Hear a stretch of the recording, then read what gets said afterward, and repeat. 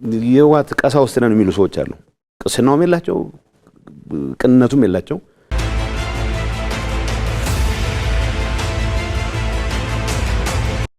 ረፍት አልባው የኢትዮጵያ ፖለቲካ ዳግም ወደ ውጥረት ውስጥ እየገባ ነው። ባለማጣና ኮረም ውጥረት ነግሷል። ምን ተፈጠረ?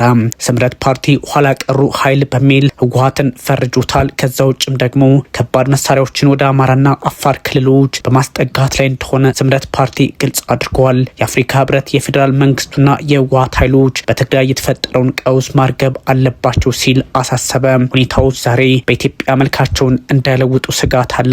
በትንታኔ ሰፋ አድርገን የምንመለከተው ጉዳይ ሆኗል። የአፍሪካ ህብረት የፌዴራል መንግስትና ህወሓት ወይም ደግሞ በዛ አካባቢ የሚንቀሳቀሱ ኃይሎች ከትግራይ ክልል ጫናን ማንሳትና ሁኔታዎችን ማርገብ እንዳለባቸው ጥሪ በማቅረብ ላይ ይገኛል። የህብረቱ ሊቀመንበር አሊ ዩሱፍ ናቸው ይህን ያሉት። እንደዚሁም ደግሞ የፌዴራል መንግስቱና የህዝባዊ ወያነ ሓርነት ትግራይ ህወሓት ኃይሎች በክልሉ ያለውን ሁኔታ ባያባብሱት መልካም ነው፣ ከፍተኛ ሁኔታ መታቀብ አለባቸው በሚል ማሳሰቢያም እንደዚሁ ጥያቄ ማቅረብ በትግራይ ክልል አካባቢዎች እየተስተዋሉ ያሉ ችግሮች እጅግ አስቸጋሪ ከመሆናቸውም በላይ ሰሞነኛ ክስተቶች መልካቸውን ወደ ሙሉ ጦርነት እንዳይለውጡትም ስጋቱ በሊቀመንበሩ አሊ ዩሱፍ በኩል ተጋርጧል። ፖለቲካው ኢትዮጵያ ውስጥ ውስብስብ እየሆነ ከዘርዘር እየተላለፈ እንደሚሄድ በሽታ ሀገሪቱን እየናጣት ይገኛል። አሁን ጦርነት እንዴት ኢትዮጵያ አይሰለቻትም በሚል በብዙዎች ዘንድ እንድትተችም ያደርጋታል። በተለይም ደግሞ በዚህ በአፍሪካ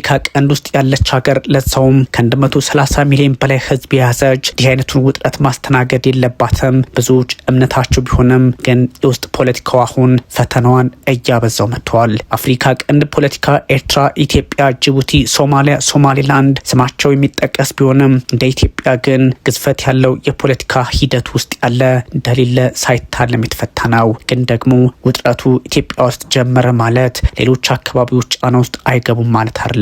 በአፍሪካ ቀንድ ፖለቲካ ላይ ትልቅ ሚና ያላት ኢትዮጵያ በልጆቿ አሁንም መተራመሷን ልትቀጥል እንደምችል የተለያዩ ግምቶች የተቀመጡ ይገኛል። መፍትሄ ማምጣት ያለበት የፌዴራል መንግስቱ እንደሆነ ይነገራል። የፌዴራል መንግስቱ እስከ መጨረሻ እርምጃ ወስዶ መፍትሄ ማምጣት ካልቻለ አገሪቱ እየታመሰች ይቀጥላል። ምክንያቱም የትኛውም ኃይል በራሱ ክልልና በራሱ አካባቢ ይንቀሳቀሳል እንጂ ሙሉ የሀገሪቱን ሀብት ማንቀሳቀስ አይችልምና ሁኔታውን የፌዴራል መንግስቱ መቋጫ ሊያበጅለት ይችላል የሚል ሀሳብ በስፋት እየተጋራ ይገኛል። የአፍሪካ ህብረት ሊቀመንበር ማህሙድ አሊ ዩሱፍ ይህን ይላሉ። የዳግመኛ ግጭት ስጋት እንዳለ በግልጽ አስቀምጠዋል። ታዲያ ጉዳዩ እያየለ በመጣበት ሰዓት የፌዴራል መንግስትና ህወሓት ጉዳዩን ከመካረር ይልቅ ቢያረግቡት ለሀገሪቱ መልካም ነው የሚል ሀሳብ ዛሬ በመግለጫ መልክ ሰጥተዋል። ማህሙድ አሊ ዩሱፍ ይህን ሀሳባቸውን ባጋሩበት ሰዓት የአፍሪካ ቀንድ ፖለቲካ ምን ያህል ጫና ውስጥ እንደሆነ ለመገመትም አያዳግተም።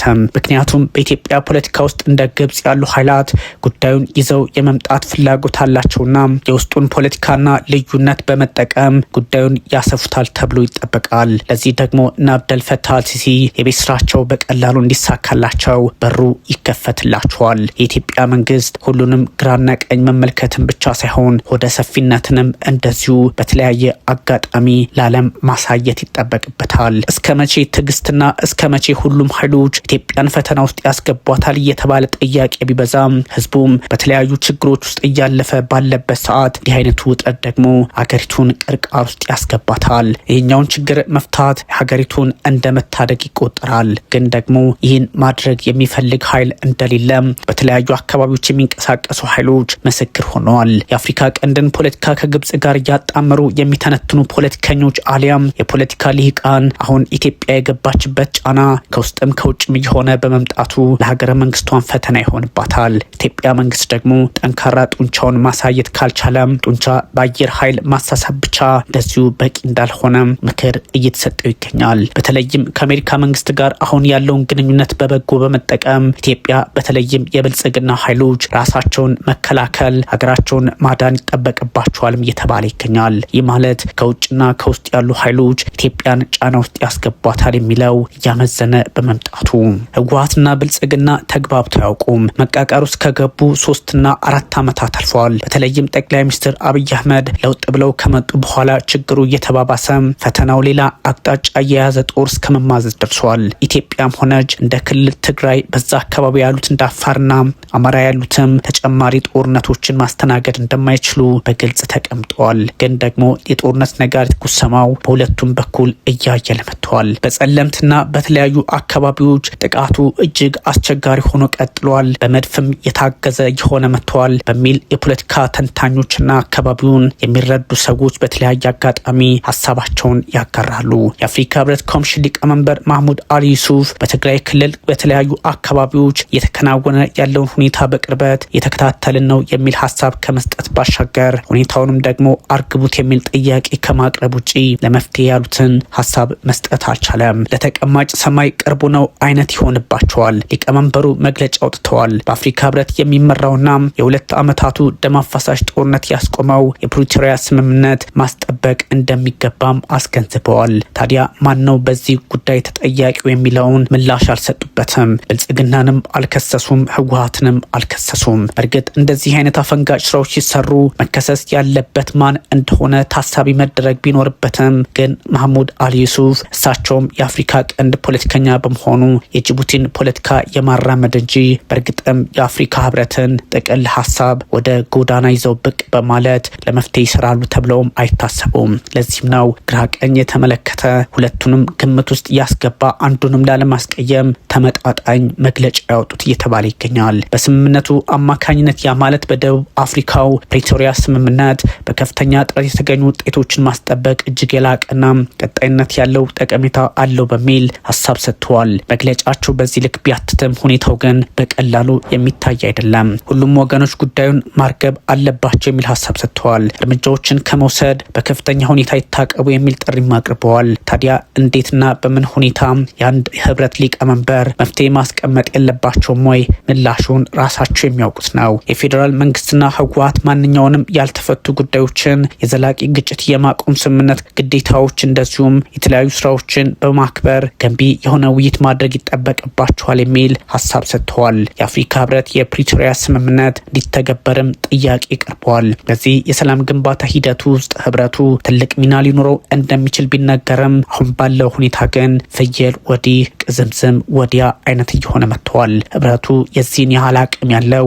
ወይም ደግሞ ጉዳዩን ማስከበር የማይችል እንደሆነ በግልጽ እየተቀመጠ ነው። ባለማጣና በከሮም የተከሰተው ደግሞ ችግሩን ሊያባብሱ ይችላል ተብሏል። ከዛ ውጭ ደግሞ ስምረት ፓርቲ ኋላ ቀሩ የህወሓት ቡድን አሁን የጦር መሳሪያዎችን ወደ አማራ ክልልና አፋር በማስጠጋት ላይ ነው በሚል ማሳሰቢያ ሰጥተዋል። በጠቅላይ ሚኒስትሩ የምስራቅ አፍሪካ ጉዳዮች አማካሪ አቶ ጌታቸው ረዳ ናቸው ይህን ያሉት። ዴሞክራሲያዊ ስምረት ትግራይ ኋላ ቀሩ ቡድን ሲል የጠራው አካል የአፋር ክልልና ጎንደርን የሚያካልል መጠነ ሰፊ ጥቃት ለማካሄድ የሚያደርገውን ዝግጅት ጨርሶ ተኩስ ከፍቷል ሲል መወንጀሉ ይታወቃል። ስምረት ፓርቲ በዚህ ልክ ሀሳቡን ቢሰጥም ከህወሓትም ሆነ ከመንግስት በኩል በዚህ ጉዳይ ላይ የተባለ ሀሳብ የለም። ጎንደርና አፋርን ጥቃት ውስጥ የሚያስገባ ወይም በኢላማ ውስጥ ሊያስገባ የሚችል ጥቃት ለመሰንዘር የሚያስችለውን ዝግጅቱን አጠናቋል፣ እናም ጦርነት ከፍቷል እያሉ ይገኛል። የቀይ ባህርን ፖለቲካ በተለያየ አቅጣጫ እየተመለከተች የምትገኘው ኢትዮጵያ አሁን በውስጥ በልጆቿ አማካኝነት መግባባት ከተሳናት የተፈጠረውን ሁሉ ለመቆጣጠር ትቸገራለች። የምስራቅ አፍሪካ ጉዳዮች አማካሪ ጠቅላይ ሚኒስትሩ ማለት ነው ጌታቸው ረዳም ፓርቲያቸው ስምረት ይህን መግለጫ አውጥቷል። በአፋርና በጎንደር አካባቢ ሙሉ ዝግጅት በማጠናቀቅ ጥቃት ሊሰነዝር እንደሚችል ህወሓት ደርሰንበታል በሚል ሀሳብ ሰጥተዋል። ቡድኑ ይለዋል ስምረት ያው ህወሓት ለማለት ፈልጎ ነው። ከባድ መሳሪያዎችን ከቀበረበት እንዲሁም ከደበቀበት እያወጣ ይገኛል። ወደ አማራና አፋር ክልሎች አስጠግቷል በሚል ሀሳብ ሰጥተዋል። ስምረት ፓርቲ የፕሪቶሪያው ስምምነት በይፋ አፍርሶታል ሲልም ይህን ራሱ ወይም ደግሞ ኋላ ቀሩ እያለ የሚጠራው ኃይል ከህዝባዊ ወያነ ሓርነት ትግራይ ተነጥለው በወጡ ከፍተኛ የቀድሞ የትግራይ አመራሮች የተመሰረተ ነው ስምረት። ይህን ተከትሎ ደግሞ የተለያዩ መግለጫዎች በተለይም ራሱን ህወሓትን የሚቃወም ያወጣሉ። የመከላከያ ሰራዊትና የትግራይ ኃይሎች ግጭት ውስጥ መግባታቸው ከተነገረ በኋላ ስምረት ፓርቲ መግለጫ አውጥቷል። አልነጋልሽ ያላት ኢትዮጵያ በዚህ ልክ ውጥረት ውስጥ መግባቷ የውጭ ኃይሎች እጃቸውን እንዲያስገቡ በር እንደ መክፈት ይቆጠራል። የተለያዩ መገናኛ ብዙሃን በተለይም ከዚህ ቀደም ጉዳዩን በማናፈስ ሲታወቁ የነበሩ እንደ ኤኤፍፒና ሮይተርስ ያሉት የአማራና የትግራይ ክልሎች በይገባኛል በሚወዛገቡበት ጸለምት አካባቢ በኢትዮጵያ መንግስትና በትግራይ ኃይሎች መካከል ግጭት መካሄዱን ይፋ አድርገዋል። የዲፕሎማቲክ ምንጮች ነግረውናል በሚል ሮይተርስና ኤኤፍፒ ሀሳባቸውን እያቀረቡ ይገኛል። ይህኛው አካሄድ ደግሞ የኢትዮጵያን የውስጥ ፖለቲካ ሌላ ፈተና ውስጥ የሚያስገባ ሆኖ ተመዝግቧል። ስምረት ፓርቲ ሐሙስ ጥር 21 2018 ያወጣው መግለጫ ነው ይህን የሚለው። ጸለምት ላይ ግጭት መካሄዱን ከጠቆመ በኋላ ተቃዋሚ ፓርቲው በአካባቢው ለተካሄደው ወታደራዊ እንቅስቃሴ ጠያቂ ያደረገው ኋላ ቀርና የወንጀል ቡድን ሲል የጠራውን ኃይል ሆኗል። ያው ህወሓትን ለማለት ነው። የፓርቲው ፕሬዝዳንት አቶ ጌታቸው ረዳ ከዚህ ቀደም ባደረጓቸው ንግግሮች አጋሮቻቸው የነበሩትን የህወሓት አመራሮች በዚህ ስያሜ ሲጠሩ መቆየታቸው የሚዘነጋ አይደለምና ስምረት ኋላ ቀሩ ሲል ህወሓትን ለማለት ፈልጎ እንደሆነ በግልጽ የተቀመጠ ነው። ፓርቲው መግለጫ ባወጣበት አጋጣሚ የፕሪቶሪያ የሰላም ስምምነት ተጥሷል በሚል የህዝባችን ደህንነት ወደ አደጋ የሚከት የጦርነት ዘመቻ ተጀምሯል በሚል ሀሳብ ሰጥቷል። ቡድኑ ይህን እያደረገ ያለው የግዛት አንድነትና የተፈናቃዮችን ጉዳይ በምክንያት በማንሳት እንደሆነ በመጥቀስም ስምረት እየወቀሰ ይገኛል። ታዲያ ቡድኑ የሚሉት ኃይል ከሻዕቢያ የተሰጠውን ተልዕኮ በመቀበል ለትግራይ ግዛታዊ አንድነት ምንም ትርጉም የሌለው እስከ አፋር ክልልና ጎንደር የሚያካልል መጠነ ሰፊ ጥቃት ለማካሄድ ዝግጅቶቹን ጨርሶ ለህዝብ በቅጡ ሳይናገር የኃይል እንቅስቃሴና ተኩስ እያደረገ ነው በሚል ወቅሷል። ቀደም ብሎ የቀበራቸውና የደበቃቸውን ከባድ መሳሪያዎችን እያወጣ ነው ብሏል። ታዲያ ይህኛው አካሄድ ደግሞ ወደ አማራና አፋር ክልሎች እየሰፋ ይሄዳል። በዛም አጋጣሚ ህዝቡ ፈተና ውስጥ ይገባል ነው። አሁን ባለው ሁኔታ ጎንደር፣ አፋር እንደዚሁም ደግሞ ትግራይ ከባድ ነውጥ ውስጥ እንደሚገቡ እየተነገረ ነው። ወታደራዊ እንቅስቃሴ እየተከናወነ ያለው ህግና ስርዓትን በመርገጥ እንደሆነ የፕሪቶሪያ ውል ሙሉ በሙሉ በማፍረስ እንደሆነ በመግለጫው ስምረት ፓርቲ ያሰፈረ ሲሆን ቡድኑ ይህን የዘፈቀደ ጦርነት እየመራ ያለው ከሻዕቢያ ስርዓት ጋር ተሰልፎ ነው በሚልም እየከሰሰ ይገኛል። ይህኛው በእርግጥም በቀላሉ የሚታይ አይደለም። የአፍሪካ ቀንድ ፖለቲካ እስከሆነ ድረስ የውስጥ ኃይሎች በውጭ ኃይሎች እየታገዙ ሁኔታውን ማባባስ ላይ ያተኩራሉ። እንደ ግብጽ ያሉ ሀገራት ደግሞ ኤርትራን በማገዝ ኤርትራ ደግሞ ህወሓትን ወይም ደግሞ ቡድኑ እየተባለ የሚጠራውን አካል በማገዝ ውጥረቱን ማባባስ ላይ ይሰራሉ ተብሎ ይታሰባል። ለዚህም ነው የኢትዮጵያ መንግስት በዲፕሎማሲው ጠንካራ በሀገር ውስጥ ያለውን የፖለቲካ ልዩነት ፈቶ ከህወሓትም ጋርም ቢሆን ተመካክሮ ሰላም ማምጣት ይጠበቅበታል እየተባለ የሚገኘው። በኦሮሚያ ክልል፣ በአማራ ክልል እንደዚሁም ደግሞ በትግራይ ክልል የመንግስት ጠላት በበዛበት ሰዓት መንግስት ሰላማዊ መንገድን ብቻ ሳይሆን ጡንቻውን ማሳየት ይጠበቅበታል በሚል ሮይተርስ ከዚህ ቀደም መዘገቡ ይታወሳል። የኢትዮጵያ መንግስት ችግሮቹን ከህዝቡ ጎን ቆሞ መፍታት ሲገባው አሁን ጦርነትን ራሱ ካበረታታው ደግሞ ችግሩ ሌላ ይሆናል። በዚህ አጋጣሚ ደግሞ የኢትዮጵያ የውስጥ ኃይሎች ለሀገራቸው ሲሉ ሰላምን መክረውና ዘክረው ለትውልድ ማሻገር ይጠበቅባቸዋል እየተባለ ይገኛል። በዚህኛው አጋጣሚ ደግሞ በተለያየ የፖለቲካ ሂደት ውስጥ ያሉ ኃይላት መፍትሄ ያሉትን ማስቀመጥ ይጠበቅባቸዋል እየተባለ ይገኛል። የትግራይ ህዝብ ተኝቶ ማደር በተሳነበት አጋጣሚና በተጎዱና ህይወታቸውን ባጡ ልጆቹ ሀዘን ሳይላቀቅ ሌላ ውጥረት በምን መንገድ ክልሉ ይሸከማል? ብዙዎች ጥያቄ ብለው የሚያነሱት ነው። ግን ደግሞ አሁን ያለው ሁኔታ በመንግስትና በእነዚህ ኃይሎች መካከል ውጥረቱ ሊረግብ ይችላል ተብሎም ተስፋ ተጥሏል። በረራዎች ከመሰረዛቸውን ባሻገር የፖለቲካ አውዱ ወታደራዊ የሆነ ከመጣ ለችግሮች መፍትሄ ያመጣው ማን ነው የሚል ጥያቄ በመንግስት በኩልም ሊነሳ ይገባልም ተብሏል። አካባቢው ሰላም ከራቀው ዋላ አደር ብሏል። ባላማጣና ኮረም የተከሰተው እጅግ አስቸጋሪ ነው። የኢትዮጵያ መከላከያ ሰራዊትና የፌዴራል ኃይሎች ካላማጣና ኮረም ከተሞች መውጣታቸው የተነገረ ባለበት ሰዓት ነዋሪዎችም ለደህንነታቸው በመስጋት እየሸሹ ናቸው በሚል ቢቢሲ ዘግቦታል። ግጭት ይቀሰቀሳል በሚልና ታጣቂዎች የሚወስዱት እርምጃ ስጋት ፈጥሮብናል በሚል ነዋሪዎች ወደ አገራባች አካባቢዎች በመጓዝ ላይ ናቸው ተብሏል።